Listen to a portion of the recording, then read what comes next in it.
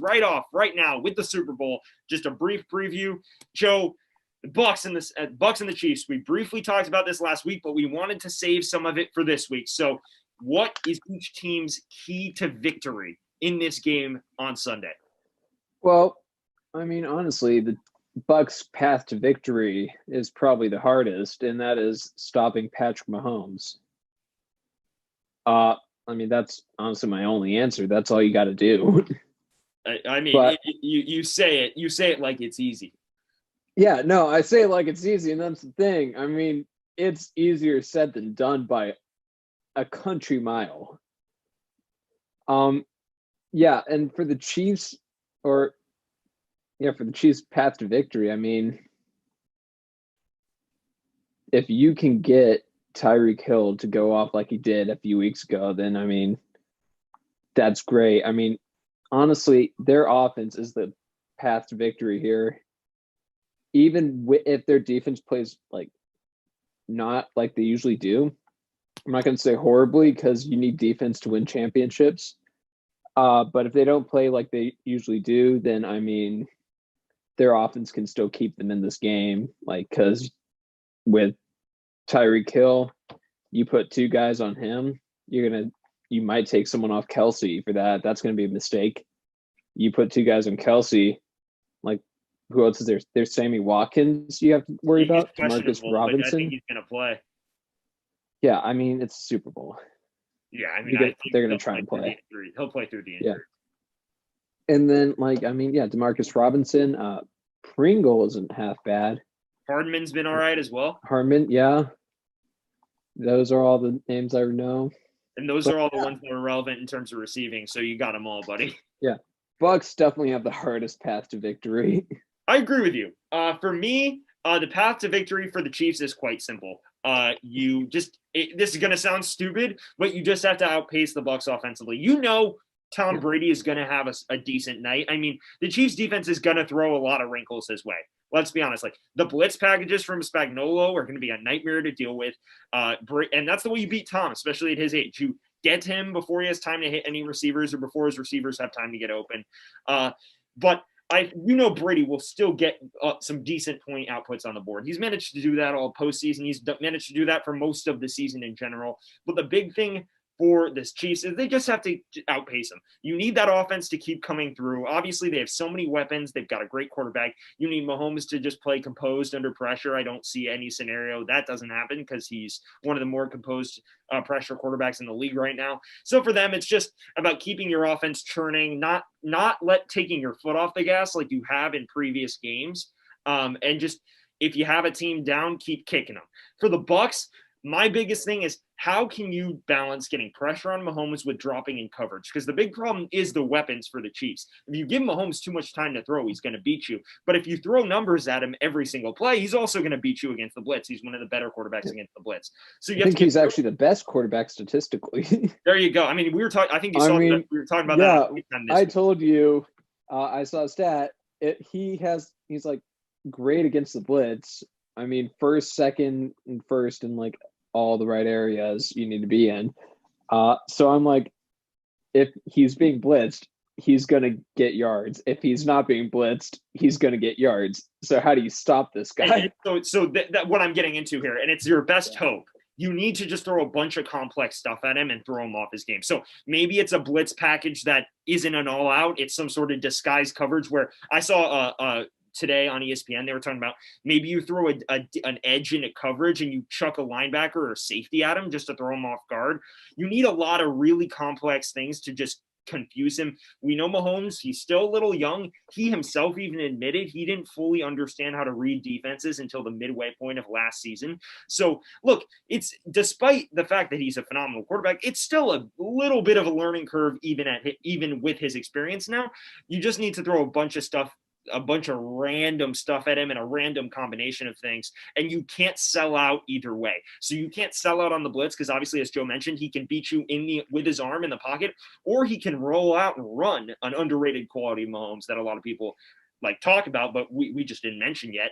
And But then if you drop into coverage, he's just going to pick holes in your coverage. And also the receivers are so good that that's not viable. So for me, you just have to throw this confusing defensive scheme after confusing defensive scheme at him. It's going to be take a Herculean effort to keep the Chiefs off the board consistently enough for the Bucs to win this game, I think. But I think that that's the only way they can do it. Yeah. So, Sam, how can the Bucs slow down Tyreek Hill in that elite Kansas City pass offense? Yeah, and that's the biggest question. I think for one, I think in the second half, they moved Carlton Davis in that Kansas City Tampa game. That basically in the first half, obviously Kansas City went on a tirade, took a huge lead. In the second half, the margin shrunk and it became a game late because the Bucs switched up their defense. So they moved Davis, I think, like away from Hill because he was getting burned in the first half. And I think they put a corner and they got 2 safeties deep. That's what I've read about. I think they need to throw more of that at Mahomes. And as I mentioned earlier, you need to just the best way to prevent Tyreek Hill from getting the ball is to get to Mahomes before he has the opportunity to throw it. So disguise blitz packages, and that's one of the questions we talked about, and I just alluded to, just a bunch of things that are going to throw him off guard, a bunch of coverages and a mix of coverages he's not used to. You got to watch your film. And then when they're dropping in coverage, you need 2 bodies in Hill's vicinity at all times. They said maybe the ESPN article I read said maybe you throw Davis onto Kelsey, or you throw some other bigger corners onto Kelsey. Maybe you put Devin White on Kelsey in coverage, or Levante David, because those are 2 athletic linebackers. You just need to devote resources on a Hill, but you also need to try to find a way to account for all these other weapons. And it's not a bulletproof plan, as we talked about. Yeah. My answer to this question is really simple. You can't slow down Tyreek Hill and Kansas City's pass offense. I mean, you put 2 guys in one receiver, you're giving up a lot on the other end of the field. I mean, you can't. Like, this is the best team in the league for a reason. Thanks. I mean, they're all like, their offense is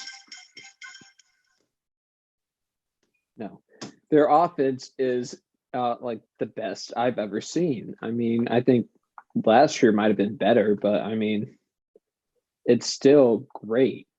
Yep. And I mean, it's so high velocity. I think, it's a done deal. If the Chiefs get up 2 scores on the Bucs, I think that's the end of the game, honestly. See, I disagree with you, actually, because the Chiefs have been known to jump out to early leads and take their foot off the gas. They did that against Tampa last time these 2 teams played. I actually think that the biggest issue with Kansas City and their biggest weakness offensively, not defensively, of course, defensively, their corners are beatable, even though L'Jarius Sneed's been pretty good, and their run defense isn't good. But for me, the biggest thing I'm noticing is teams can come back against Kansas City. So the offensive weakness is the fact that sometimes they take their foot off the gas, or they don't adapt well to changes. Like against the Bucs, they didn't adapt very well in that second half. I think that Mahomes will be fine regardless of like what happens. I think even if they have a couple offensive possessions that stall out, you're not going to see the Chiefs offense fall apart. So in that regard, I agree with you, Joe. You can't stop that offense, but I think that teams have shown, especially when they get up, you can actually contain it to some respect. Yes. And I mean, I just want to point out, because I mean, I'm too lazy to write a description.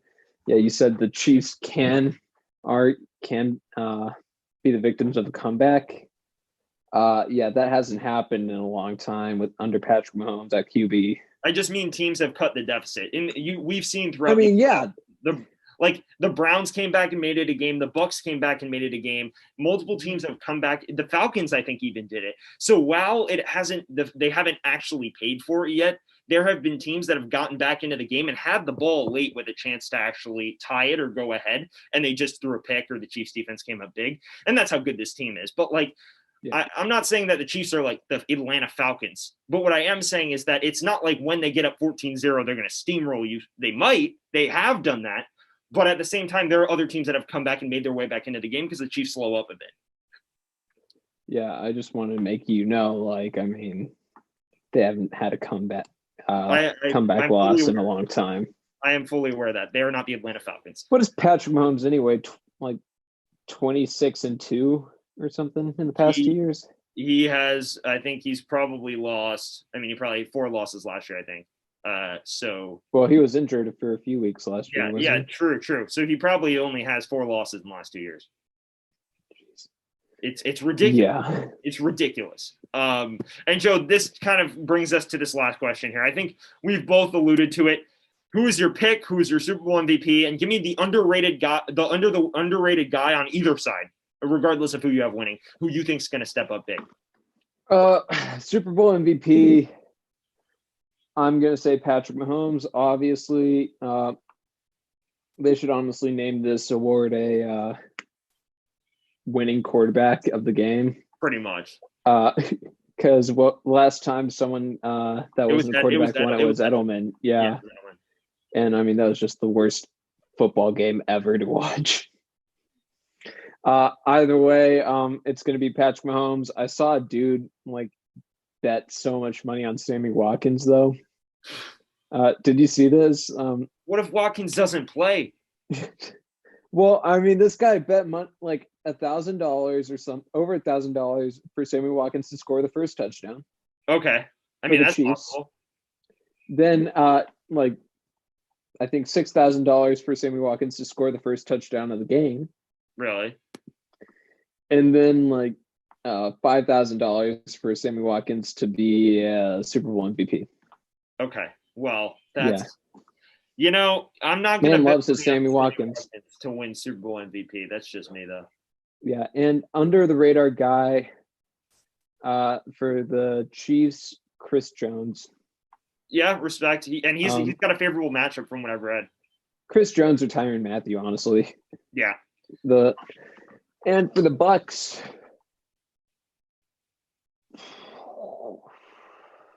Carlton Davis. Respect. So if you can't tell I'm a defense mind guy, defense wins championships.